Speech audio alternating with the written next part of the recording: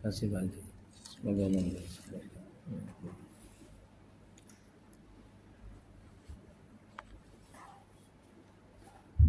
Bismillahirrahmanirrahim. Assalamualaikum warahmatullahi wabarakatuh.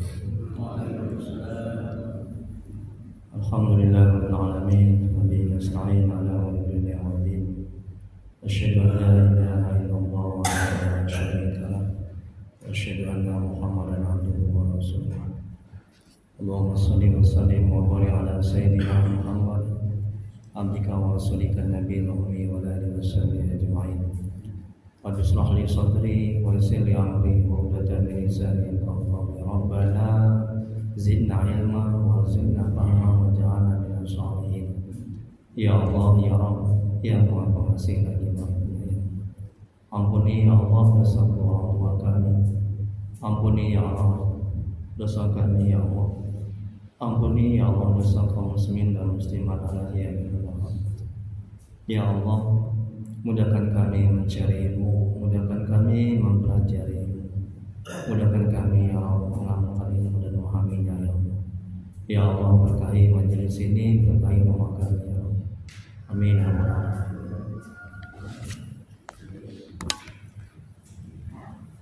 Mari kita mulai kajian manajemen kolbu, manajemen hati. Kita balikan karangan Syekh Imam Ibnu Athaillah As-Sakandari. Semoga Allah merahmati dan meridai dengan membacakan ulum kitab. Adapun pahalanya kita hadiahkan ke Nabi Muhammad SAW kepada sahabat-sahabat. Kemudian untuk para tabi'in, tabi'in, untuk guru-guru kita, orang tua kita, serta untuk kaum muslimin dan muslimat pada umumnya. Dan untuk Syekh Imam Ibnu Athaillah As-Sakandari. Al-Fatihah. A'udzu billahi minasy syaithanir rajim. Bismillahirrahmanirrahim. Alhamdulillahi rabbil alamin. Ar-Rahmanir Rahim. Maliki yaumiddin. Iyyaka na'budu wa iyyaka nasta'in. Ihdinas siratal mustaqim. Siratal ladzina an'amta 'alaihim ghairil maghdubi 'alaihim waladdallin. Amin. Hidayah anta maksudi wa ridhaka maghdubi ya Allah. Qala yang kami tuju, keridhaan mulai kami cari. Amin ya rabbal alamin. Bapak Ibu jemaah hadirin rahmati Allah Subhanahu wa taala. Baik, kita lanjuti kajian manajemen kolbu, manajemen hati. Kita balikan hikmah yang ke-38. Yang kemarin hikmah yang ke-37 ini bisa diambil materinya ya, bagi yang belum mendapatkan. Baik, hikmah yang ke-38 Syekh Al-Imam Ibnu Athaillah As-Sakandari. Semoga Allah merahmati dan meridai. Amin ya rabbal alamin.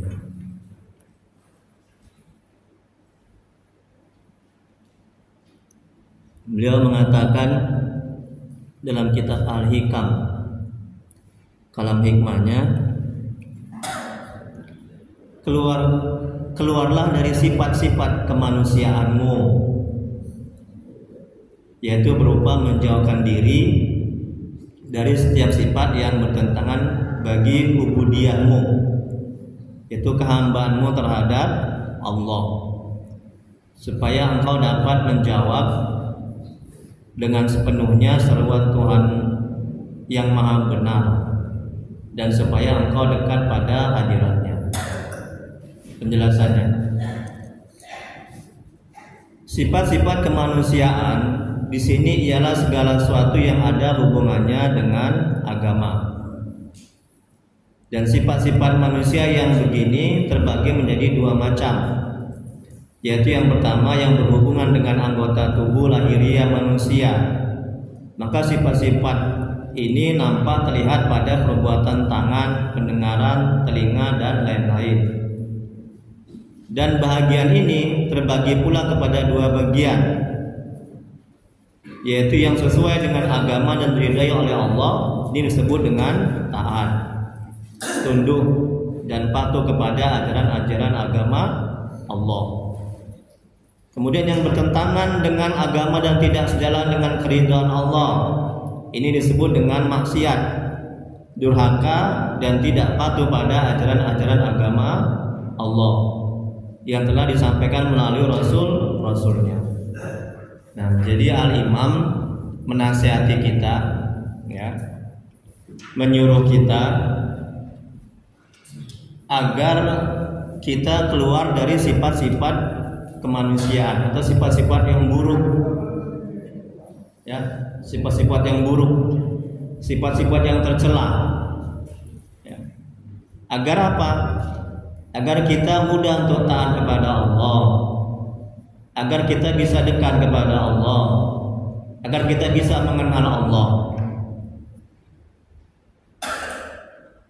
Kalau kita tidak keluar dari sifat-sifat tercela, termasuklah iri, dengki, takabur, sombong, ya, menzalimi orang, menyakiti orang, itu sifat-sifat tercela. Kita nggak akan bisa dekat kepada Allah, kita nggak akan bisa mengenal Allah, kita akan susah untuk taat kepada Allah. Kalau kita menzalimi orang, menyakiti orang, itu ibadah kita itu sia-sia, nggak ada artinya, ya Bu ya. Kalau kita ada makanan-makanan yang haram, sifat-sifat tercela itu kan, itu doa kita tidak akan terangkat, tidak akan makbul. Makanya pastikan apa yang kita makan itu, apa yang kita dapat itu, gaji kita itu pastikan kehalalannya. Jangan kita kasih istri kita, anak-anak kita dengan makan makanan yang haram, ya.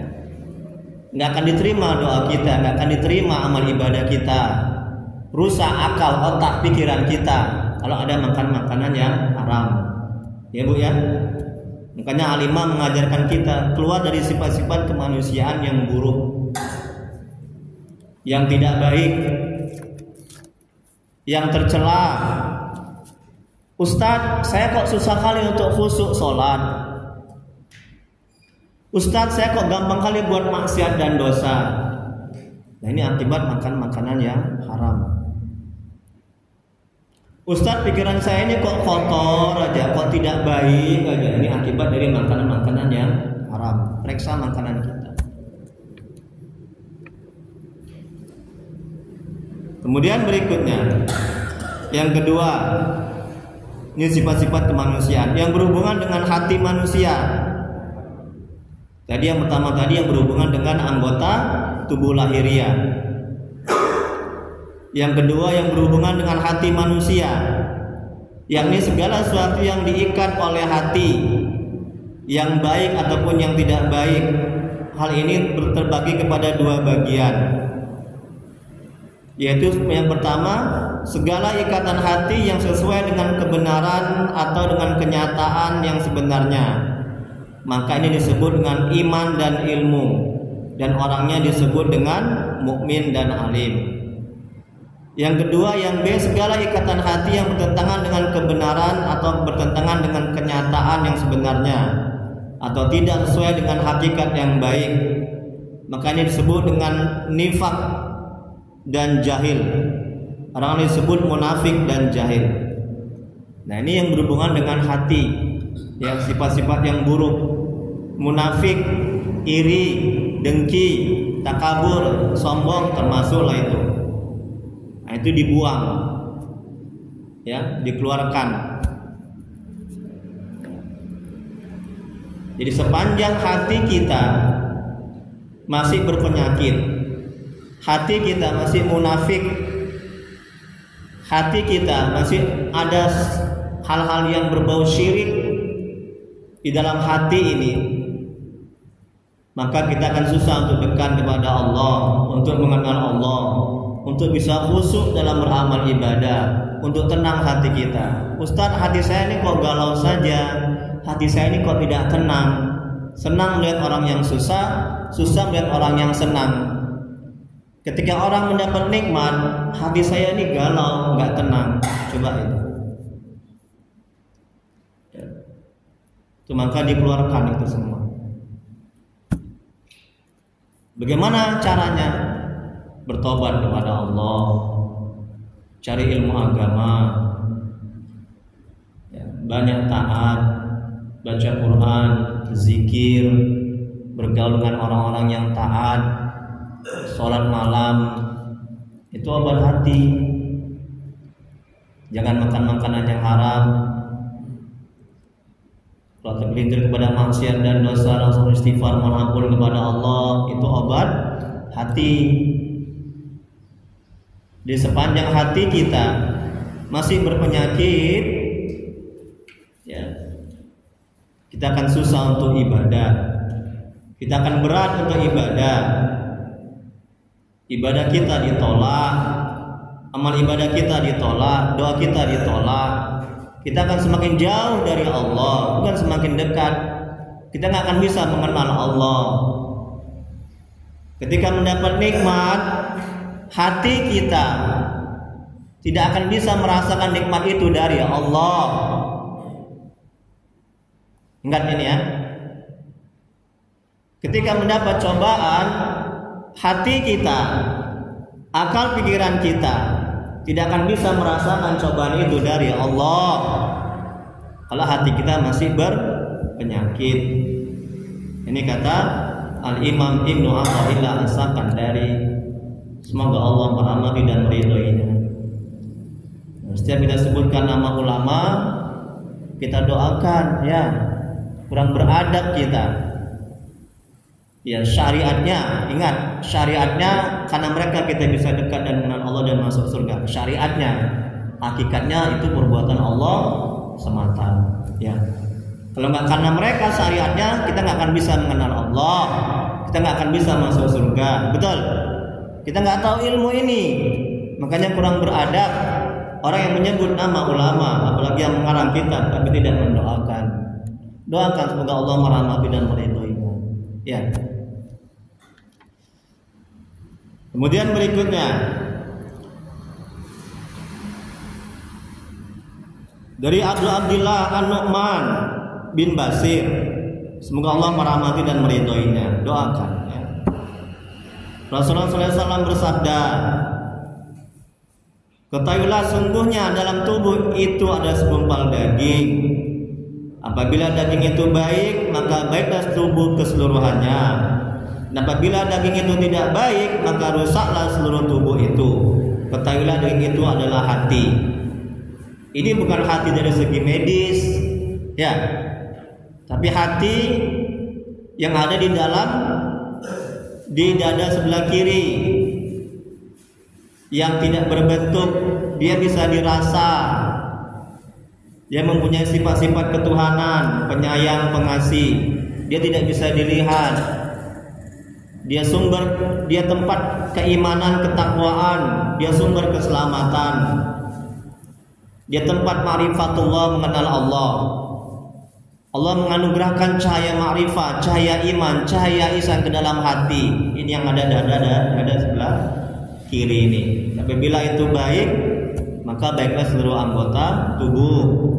Mata akan melihat yang baik-baik, mulut akan bercakap yang baik-baik, telinga akan mendengar yang baik-baik. Intinya, seluruh anggota tubuh itu akan baik bila hati itu baik. Kalau hati nggak baik, seluruh anggota tubuh akan tidak baik, akan melakukan yang buruk-buruk. Kita akan susah untuk taat kepada Allah. Ustaz, saya kok berat kali untuk tahajud? Karena penyakit hati ibu, bapak, maka berat untuk tahajud. Ustaz, doa saya kok sering nggak makbul, nggak diijabah oleh Allah. Karena ada penyakit hati dalam diri bapak, ibu, iri, dengki, takabur, sombong, ya, dendam, berat untuk memaafkan, ya, bakhil, pelit. Nah ini hati ini, ya. Ustaz, saya kok gampang kali ganggu sama jin. Kadang saya menggelepar, kadang saya meruqyah, jemaah di ruqyah. Kadang saya stres, hati saya nggak tenang, kok gampang kali diganggu jin. Karena hati bapak ibu itu nggak baik, iri, dengki, takabur, sombong, berpenyakit.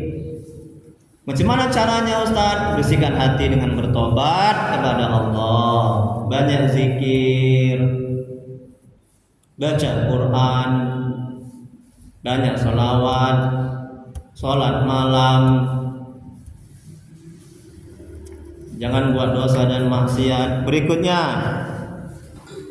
Syekh Fudail bin Iyad, semoga Allah merahmati dan meridhoinya. Beliau mengatakan, ada 5 macam bencana pada diri manusia, yaitu hati yang keras.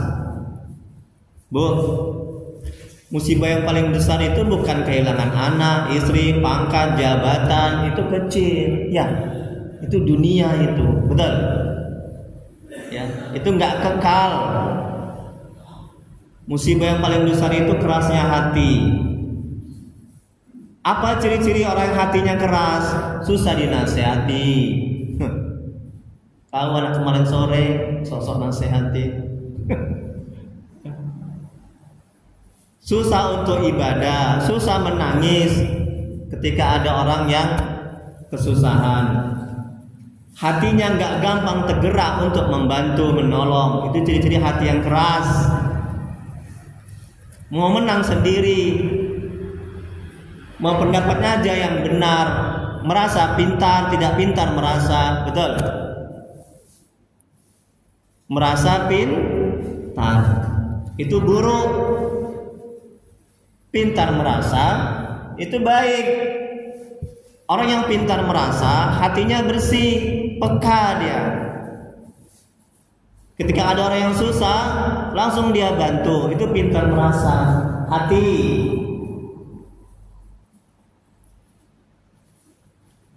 Ketika istrinya banyak kerjaan di dapur, si suami langsung bantui. Itu hati, bukan malah nengoki aja. Itu kan kerjaan istri itu. Ini suami nggak pintar merasa nih.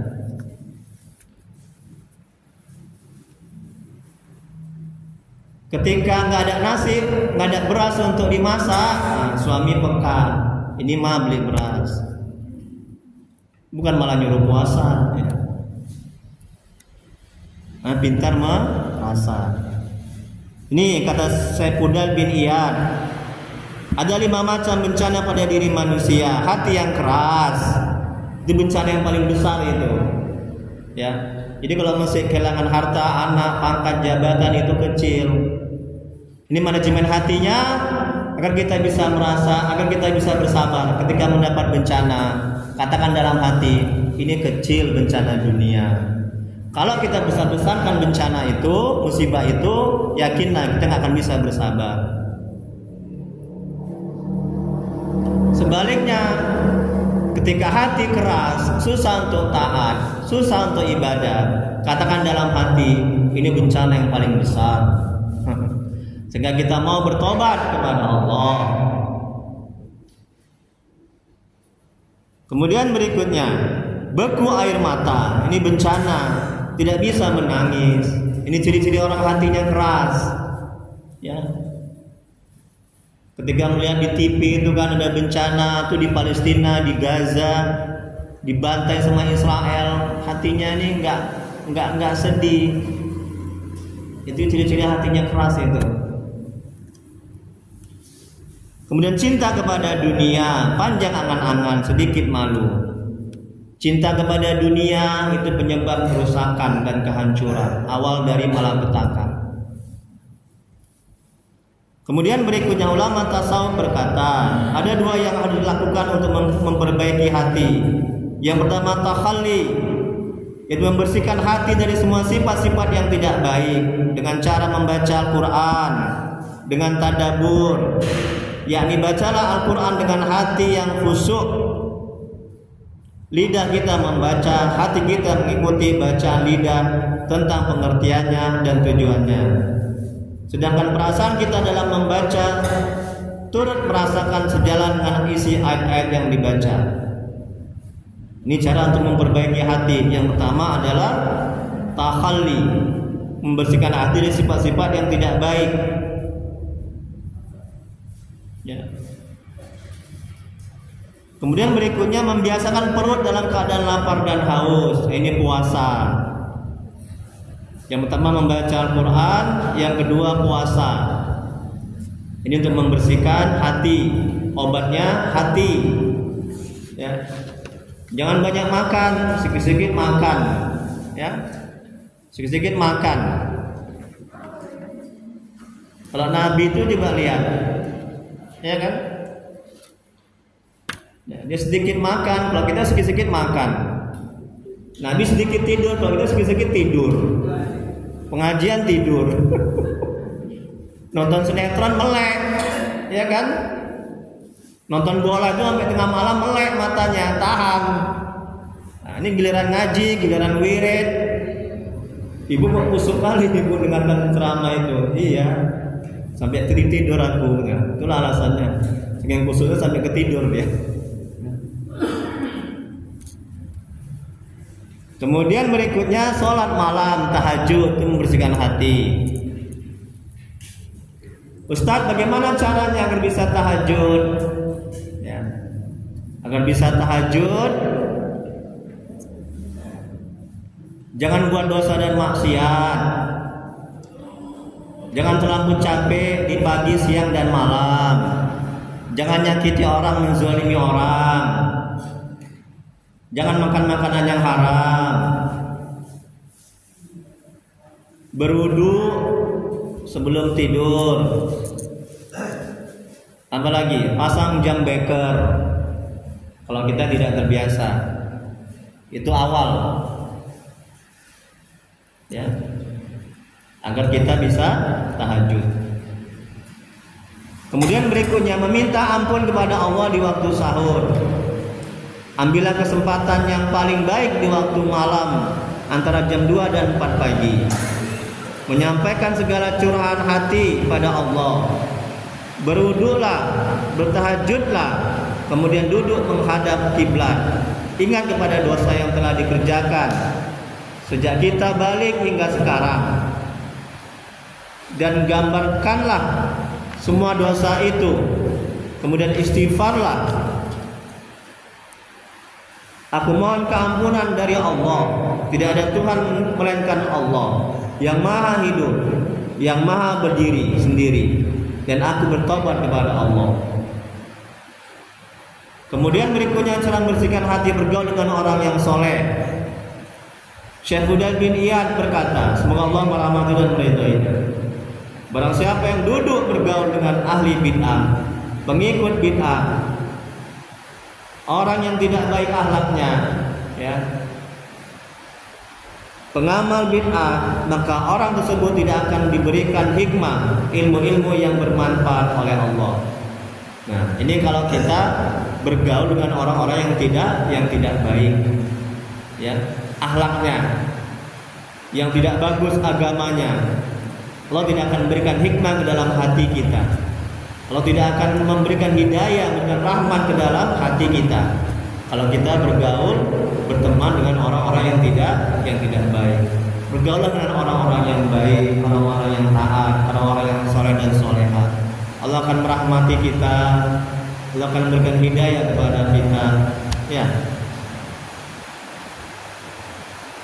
Kemudian berikutnya, cara membersihkan hati, makanan yang halal. Wahab bin Munabi, semoga Allah merahmati dan meridhoinya, meriwayatkan bahwa pada suatu kali Nabi Musa alaihissalam bertemu dengan seorang laki-laki yang sedang berdiri membaca doa yang panjang sekali. Nabi Musa memperhatikan kepada laki-laki tersebut. Nabi Musa menjauh dari laki-laki itu dan memanjatkan doa kepada Allah dengan bertanya kepadanya, ya Tuhanku, apakah tidak engkau perkenankan doa hambamu itu? Allah menurunkan wahyu kepadanya. Meskipun laki-laki itu berdoa menangis kepadaku sehingga ia tidak sadar pada dirinya, dan meskipun ia mengangkatkan tangannya setinggi-tingginya dalam berdoa, namun aku tidak akan memperkenankan doanya. Nabi Musa bertanya, kenapa Tuhanku? Allah menjawab, sebabnya karena di dalam perut, badan dan rumah laki-laki itu terdapat yang haram. maka bagaimanakah doanya akan diperkenankan? Tengok ini, Bu, ya.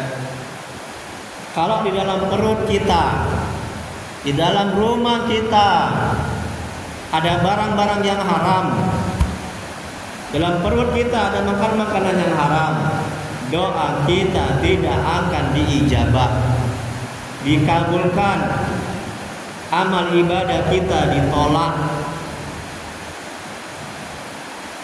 Makanya ketika doa kita belum dikabulkan, tidak dikabulkan, kita evaluasi, introspeksi diri. Jangan-jangan aku ada makan makanan yang haram, jangan-jangan di rumahku ada hal barang-barang yang haram. Pastikan itu semua. Imam Nawawi semoga Allah merahmati dan meridhoinya, syarat tobat itu yang pertama menyesali, yang kedua meninggalkan perbuatan itu, yang ketiga berjanji tidak mengulangi, yang keempat kalau ada orang kita zalimi kita minta maaf, ya, yang kelima kalau ada barang orang yang kita ambil kita pulangkan, nggak diterima tobat kita kalau barang itu masih di rumah kita. Ya Bu ya, itu syarat tobat kata Imam Nawawi. Tobat kita nggak akan diterima oleh Allah Subhanahu wa Ta'ala kalau masih ada barang yang haram di rumah kita. Itu syaratnya.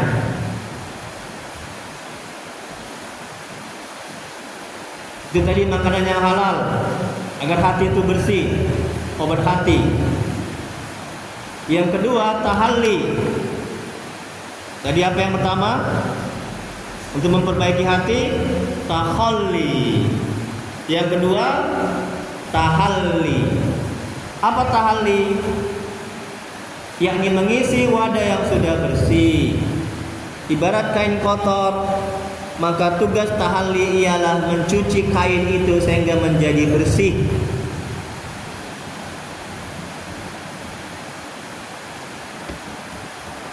Dan keluarlah semua daki-dakinya. Apabila kain itu sudah bersih, maka dijemurlah kain tersebut hingga kering, dan barulah kain itu disetrika atau digosok. Menjemur dan menggosoknya, semuanya itu disebut dalam ilmu tasawuf dengan tahalli. Apa Bu? Tahalli.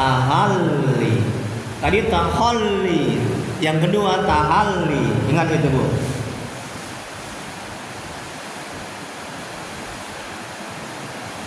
Atau dengan kata lain, suatu tugas yang melengkapi dengan hal-hal baru, sebab wadahnya sudah bersih. Oleh karena itu, maka wajiblah bagi kita, apabila segala penyakit tadi telah berangsur-angsur kita buang, penyakit hati iri, dengki, takabur, sombong, ya, pemarah, berat untuk memaafkan, dendam, sudah kita buang itu semua, ya, sudah bersih. Nah, maka kita isi dengan apa Bu?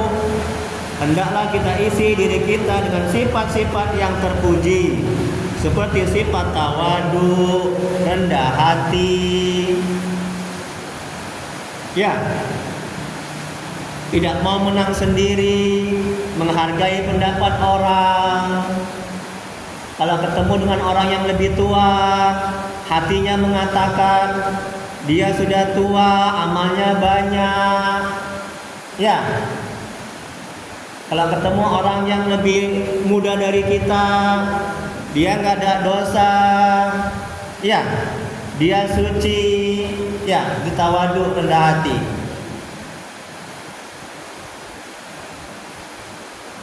Kalau ketemu dengan orang yang jahat, ya, hatinya mendoakan supaya dia mendapat hidayah, ya, bukan malah mengatakan, oh ini calon neraka, oh ini calon celaka, ini orang yang jahat ini.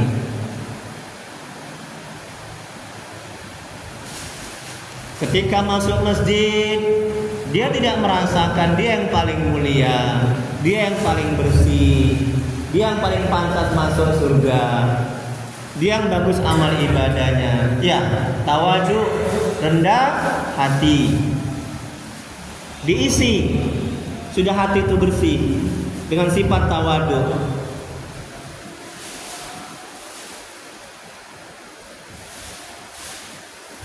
Kemudian lapang dada, ridho dengan qada dan qadar Allah, ikhlas dalam beramal dan lain sebagainya. Diisi dengan sifat-sifat yang terpuji kalau hati sudah bersih.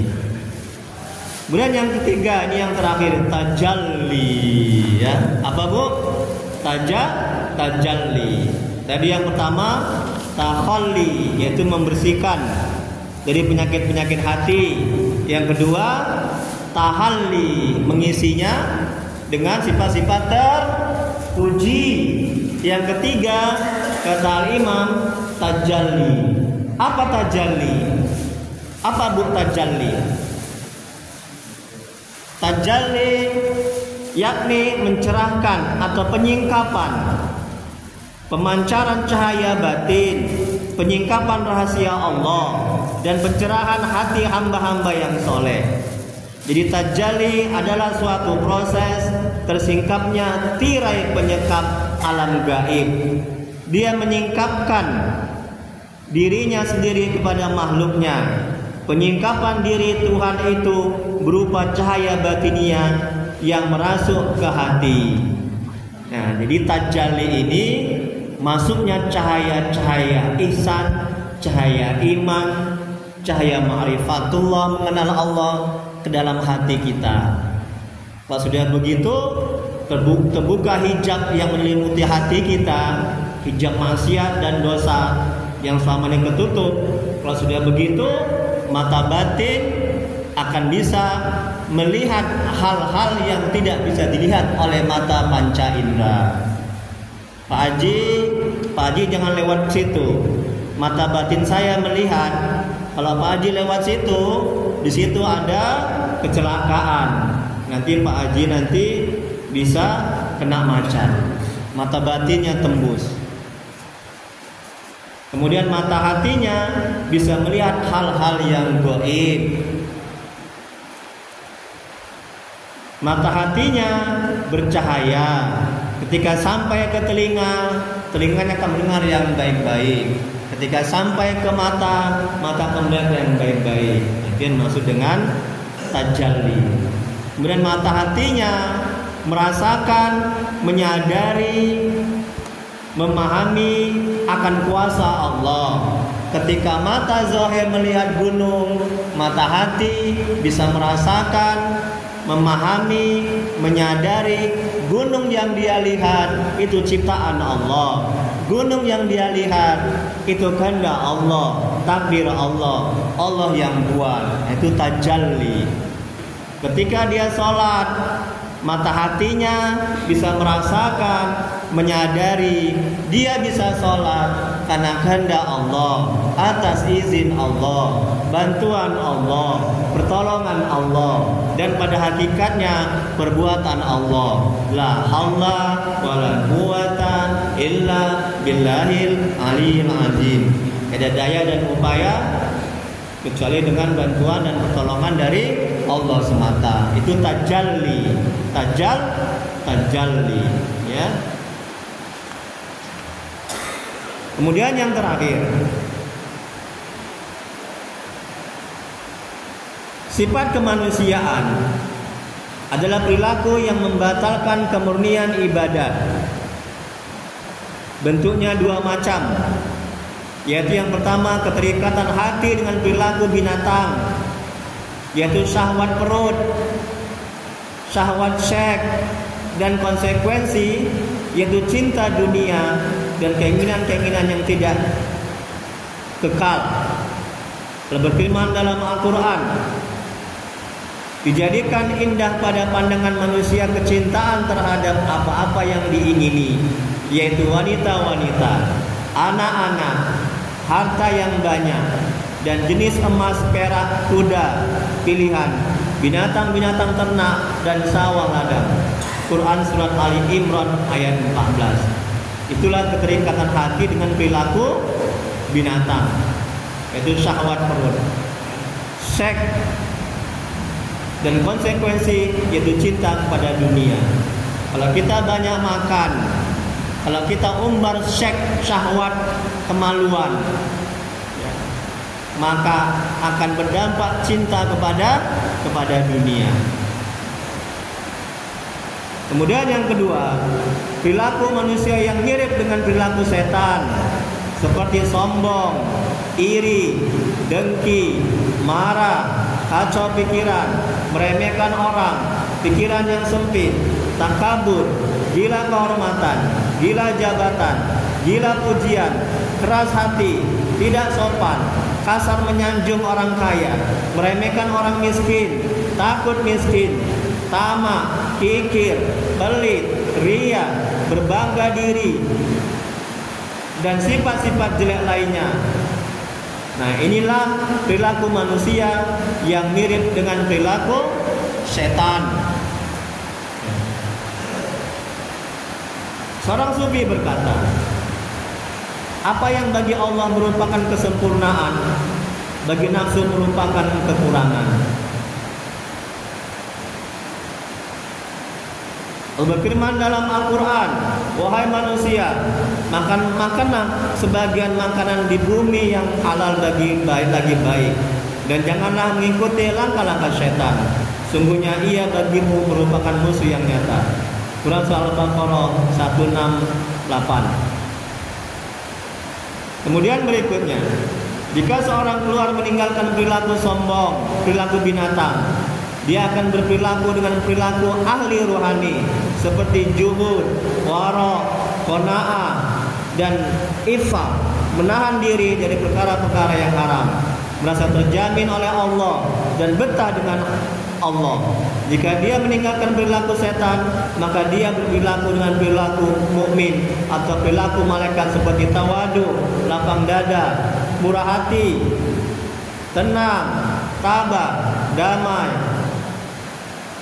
mudah, penurut, menyembunyikan ketenaran, puas dengan ilmu Allah, belas kasih dan kasih sayang, memuliakan fakir miskin, mulia, dermawan, ikhlas, jujur, muraqabah, musyahadah, dan ma'rifah. Nah, ini kalau dia keluar dengan meninggalkan perilaku binatang, maka dia akan berperilaku dengan perilaku ahli ruhani.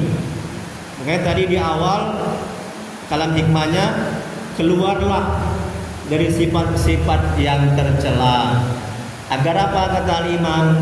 Agar engkau bisa menghadap kepada Allah, agar engkau bisa dekat kepada Allah, agar engkau bisa mengenal Allah, agar engkau bisa khusyuk dalam beramal ibadah kepada Allah, agar hatimu tenang. Kata imam, kita disuruh keluar, disuruh meninggalkan sifat-sifat yang tercela dan menjalankan sifat-sifat yang terpuji. Kemudian berikutnya, jika seseorang hamba berperilaku dengan perilaku ini dan mantap di dalamnya, setelah terlebih dahulu membersihkan diri dari penyakit berperilaku buruk, maka dia menjadi hamba yang ikhlas kepada Tuhannya dan merdeka dari selainnya. Dia menyambut panggilan Allah dan dekat kehadiran Allah. Jika Tuhannya menyeru, wahai hambaku, dia akan menjawab, ya wahai Tuhanku. Dia menyambut dengan benar karena ibadahnya benar.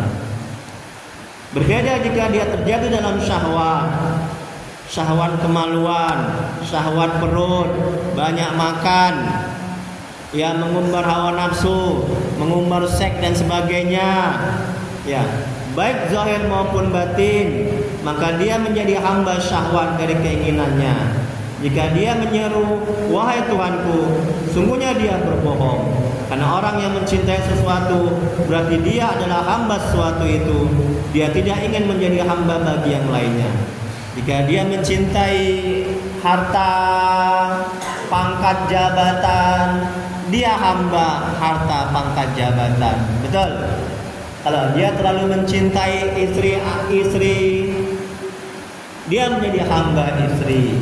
Kalau dia terlalu mencintai anak, dia menjadi hamba anak. Ya. Boleh kita mencintai istri, pangkat jabatan boleh, tidak dilarang. Tapi jangan terlalu. Cinta kepada Allah full, penuh. Cinta kepada akhirat full, penuh. Cinta kepada harta, pangkat, jabatan, anak setengahnya. Jangan penuh. Kalau penuh menjadi budak harta, pangkat, jabatan dan anak. Ini kata Imam,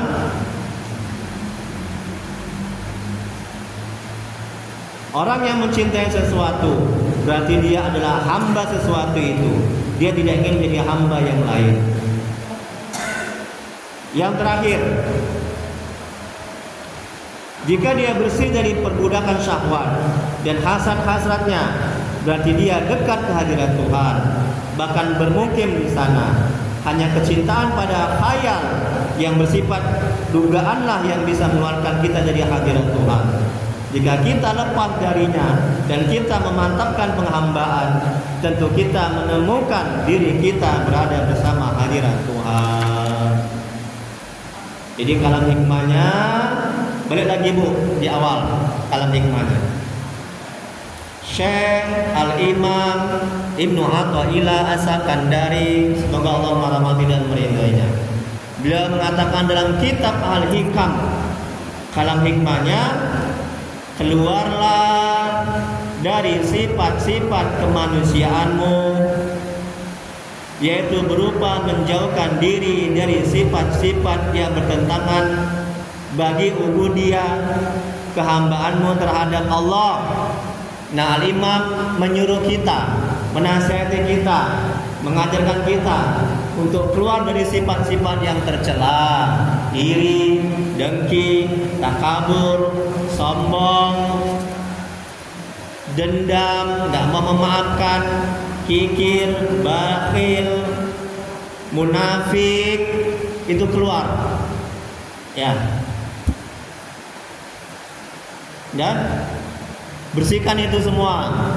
Dengan cara apa, Bu? Bersihkannya di hati itu, sifat-sifat tercela itu dengan cara apa? Tadi Al-Imam sudah mengajarkan dalam kitab ini. Dengan cara apa, Bu? Nanti buka lulus nanti, nggak naik kelas nanti. Udah panjang Ustaz jelaskan, ya. Nanti marah Ustaz. Ini hujan-hujan lagi nih. Ya, ini hujan berkah ini. Masya Allah. Bersyukur kita ya, hujan begini ya. Salah satu doa dijabah oleh Allah adalah pada saat hujan ini. Makanya banyak berdoa ya. Jangan Allah hujan aja, itu hatinya nggak baik. Nanti panas, nanti hujan, keluh aja, itu hatinya nggak baik. Nanti belum tamat kajian Al-Hikam itu manajemen hati. Ya Bu ya, Ibu ada gitu Bu. Giliran hujan aja, giliran panas aja. Ada gitu Bu, enggak lah Bu ya. Udah belajar ini kok ya. Kalau kayak gitu nanti Ibu nggak terus nanti nggak dapat rapor nanti Ibu ya. Bu, bagaimana caranya Bu? Kita dikata Al-Imam disuruh mengeluarkan sifat-sifat yang tercela. Hatinya harus dibersihkan dari penyakit-penyakit hati itu tadi. Bagaimana caranya? Yang pertama, bertobat. Yang kedua, banyak zikir. Yang ketiga, sholat malam, tahajud. Sepertiga malam jam berapa itu Bu? Kata Al-Imam tadi Bu. Ini saya tes nih, ini kita ujian nih Bu, kuis Bu. Kalau Ibu bisa, nanti saya kasih nanti botol minuman ini. Jadi kata Al-Imam tadi Bu, sepertiga malam sholat tahajud itu yang abdol, yang lebih baik. Jam berapa Bu? Pinter, alhamdulillah. Ini Bu, kali ini. Sepertiga malam jam 2 sampai menjelang subuh. Jangan bangun tidur lagi, kencing ya. Ya nggak sia-sia itu ya. Bangun tahajud lah, cuma 2 rakaatnya kalau malas sekali. Ya, tambah witir 1 rakaat kalau udah capek kali. Jangan bangun kenceng habis itu tidur lagi. Waduh, rugi kali lah. Ibu lulus, alhamdulillah. Tobat, membersihkan hati, disuruh keluarkan tadi kan. Yang kedua, banyak istighfar. Yang ketiga, sholat malam. Yang keempat, bergaul dengan orang-orang soleh. Yang kelima apa? Baca Quran. Amalkan Bu. Ya Pak, kita amalkan sama-sama ya. Terus apa lagi kata Al-Imam? Jadi keluarkanlah dari sifat-sifat kemanusiaan supaya, ini kata Al-Imam kalam hikmahnya, supaya engkau dapat menjawab dengan sepenuhnya seruan Tuhan yang maha benar. Apa seruan Tuhan? Apa seruan Allah? Allah menyerukan, Allah mengajak, Allah memerintahkan supaya kita mengenalnya. Allah berfirman dalam Al-Quran, tidak menjadikan jin dan manusia kecuali untuk, ada ulama mengatakan untuk menyembah, untuk beribadah. Ulama tasawuf mengatakan untuk mengenalku, kata Allah. Paham Bu? Agar kita bisa mengenal Allah, keluarkan sifat-sifat yang jelek, agar kita bisa dekat kepada Allah, agar kita bisa meruqyah. Jangan itu ya. Yang penting ibadah aja.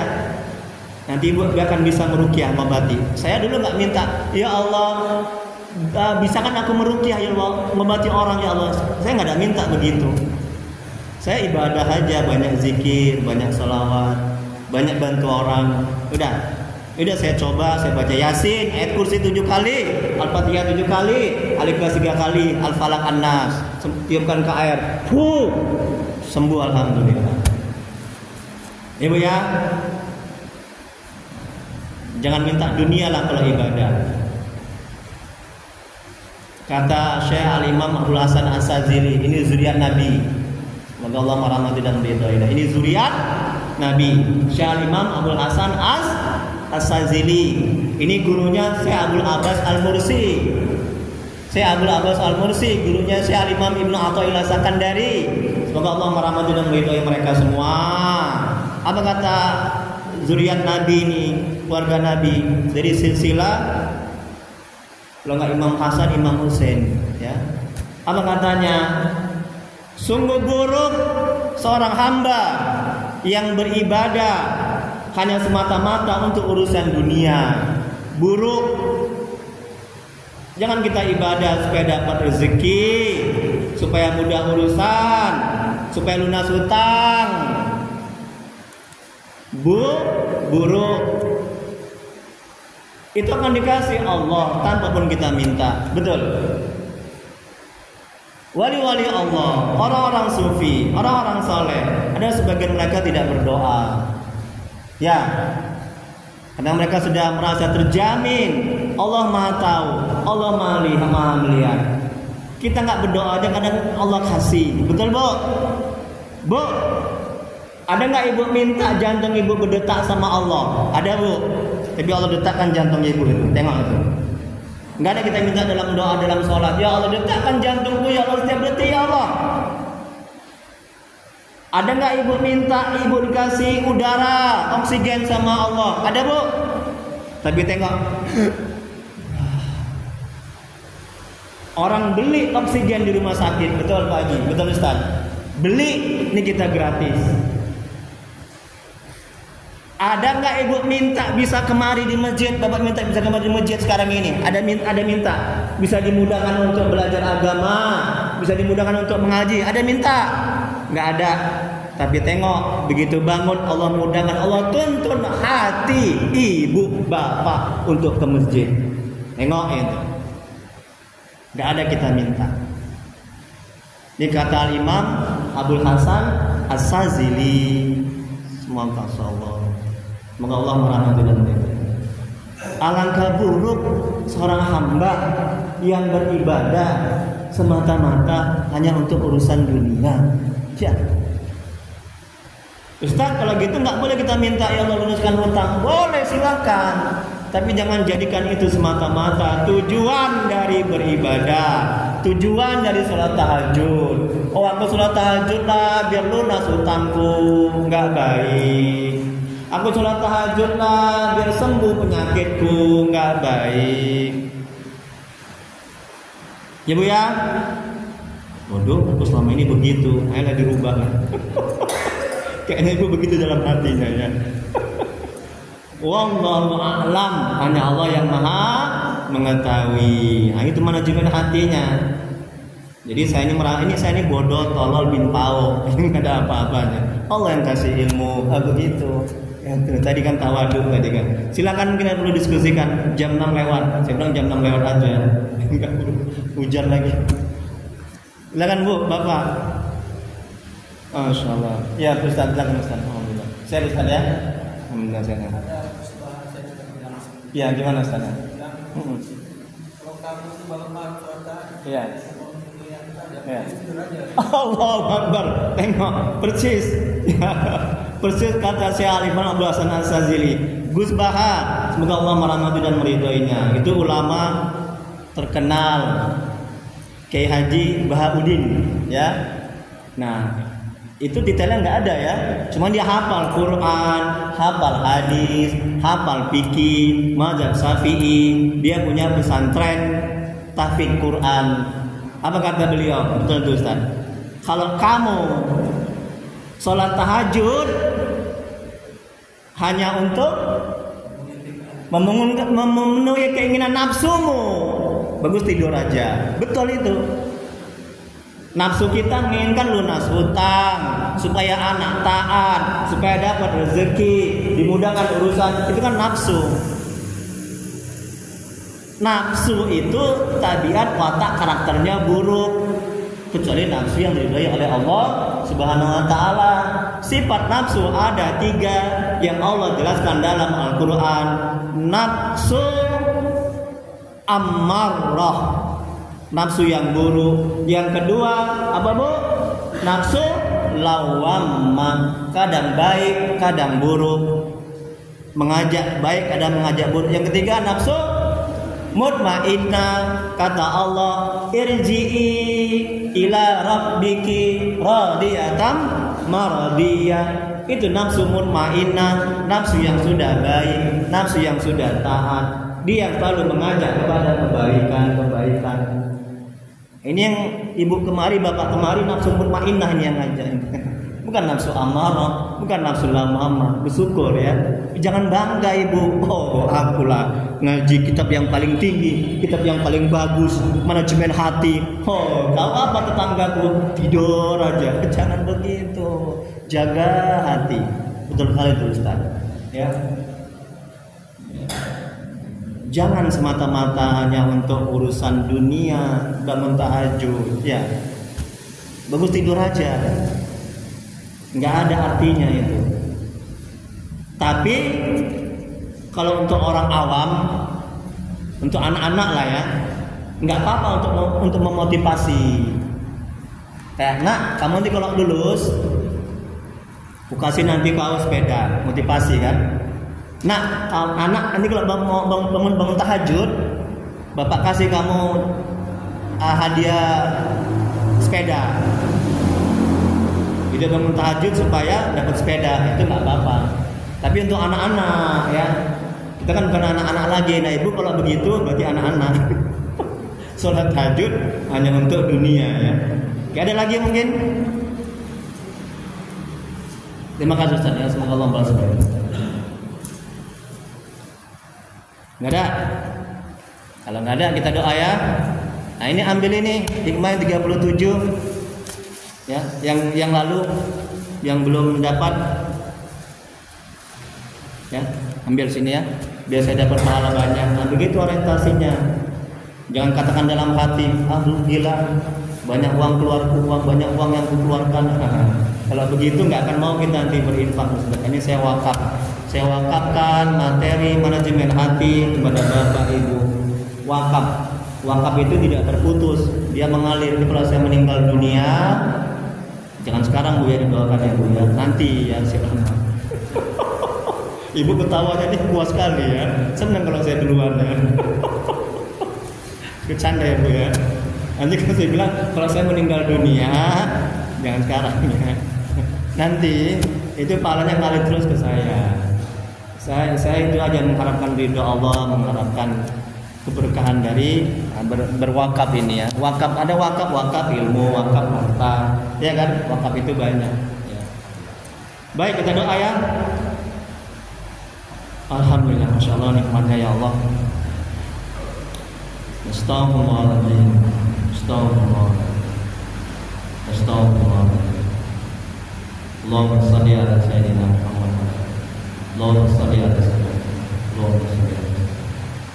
Bismillahirrahmanirrahim. Alhamdulillahirabbil alamin. Alhamdulillahi ni'mat wa yakfi mazidat. Ya Rabbana lakal hamdu kama yanbaghi li jalali wa ikram wa 'azimi sultan. Allahumma salli ala sayyidina Muhammad wa ala sayyidina Muhammad. Ya Allah ya Rahmanir-Rahim.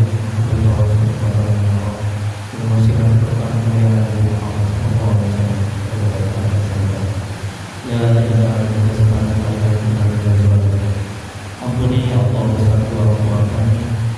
Ampuni ya Allah dosa kedua-dua kami, segala kami yang telah mendahulukan. Jauhkan mereka dari siksa kubur. Jadikan kuburan mereka tanah surga. Tempatkan mereka di surga sebagai surga ya Allah. Ya Allah, mohon ya Allah, tolong ya Allah. Ampuni dosa dan maksiat kami ya Allah. Ampuni segala dosa dan kesalahan kami. Terima amal ibadah kami. Terima taubat kami. Hasinilah kami ya Allah. Ya Allah, ampuni dosa kaum muslimin dan muslimat alaihi wa sallam. Ya Allah, jadikan keluarga kami sebagai muslimin Allah. Jadikan anak-anak kami yang soleh dan solehah. Jauhkan kami dari musibah dan bala bencana. Ya Allah, mohon ya Allah, tuntun hati kami agar bisa istiqomah dalam taat kepada, agar bisa selalu sholat pada-Mu ya Allah, agar bisa mengenal-Mu ya Allah. Ya Allah, mohon ya Allah, tolong ya Allah. Bila di antara kami, keluarga kami di mana ini ada yang sakit, mohon ya Allah, sembuhkan penyakitnya ya Allah, angkat penyakitnya ya Allah. Bila ada yang mendapat kesulitan hidup, mohon ya Allah, tolong ya Allah, mudahkan kesulitannya ya Allah, beri jalan keluarnya ya Allah. Ya Allah, mudahkan rezeki kami dengan berkahi, mudahkan urusan kami dengan berkahi, panjangkan umur kami dengan berkahi ya Allah. Rabbana la tuzigh qulubana ba'da idh hadaytana wa hab lana min ladunka rahmatan innaka antal wahhab. Rabbana atina fid dunya hasanah wa fil akhirati hasanah wa qina adzabannar. Wa sallallahu ala sayyidina Muhammad wa alihi wasallam. Subhana rabbika rabbil izzati amma yasifun wa salamun alal mursalin walhamdulillahi rabbil alamin. Allahumma shalli ala sayyidina Muhammad. Taqabbalallahu minkum. Assalamualaikum warahmatullahi wabarakatuh.